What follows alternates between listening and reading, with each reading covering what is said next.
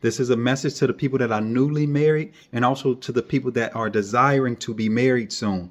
Marriage is not always smooth. You will not always be in that honeymoon phase. You will not always feel head over heels in love with one another. When things like this happen and you feel those rough times start to come upon your marriage, pray much together, fast together until you get over those hurdles. I've been married for almost 12 years now, and I can honestly say that marriage has not always been easy. It is a challenge every day.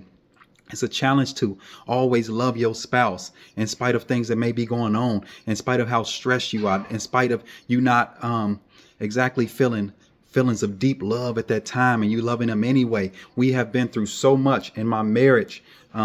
Almost anything that you could imagine in marriage, I probably have been through in my marriage. And it's times where I have felt in my heart like this is the worst decision of my life. It's times when me and my wife have been in altercations like that, and she's felt the same way. Different times where we said we wanted to divorce one another, but we didn't give up. It's times where we even separated for a little short amount of time, but God brought us right back together.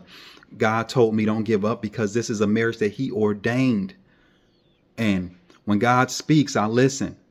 I can't walk away from the marriage, even though it gets hard sometimes. God has restored my marriage more than once, and He can do the same thing for your marriage when you have those trouble. And God says that a woman and a man should leave their mother and father and cleave to their spouse. So your spouse should be the closest thing to you. Nobody should come before your spouse. Y'all should cleave each other. When you cleave to something, you stuck to it. You stuck to it. You bound together. And that's how God intended marriage to be. And He says that we should treat each other well, because if we do not treat each other well, our prayers will be hindered. Those things that you're praying for. People love money, right? They pray for financial increase all the time. Your prayers, when you pray for those kind of things, can be hindered. When you pray for good health, those prayers can be hindered. When you pray for different blessings, God will not hear your prayers because you're not treating your spouse well. So remember that. God says the only reason that He will accept you divorcing your spouse is if they physically sleep with someone. So it's not like they thinking about doing something. If they physically do that thing, then you can divorce them. But other than that, God says you cannot divorce your husband or wife. So you need to be careful with who you marry, because y'all bound together in the eyesight of God.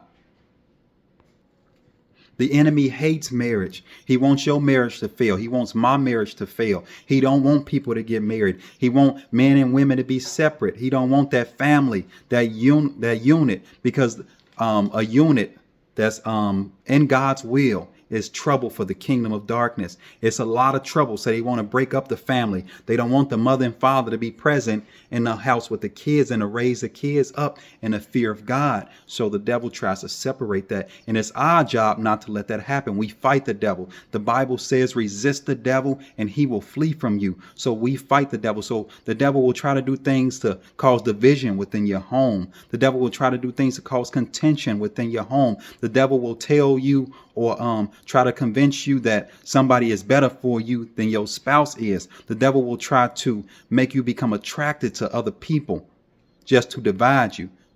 But when those times come, pray with each other.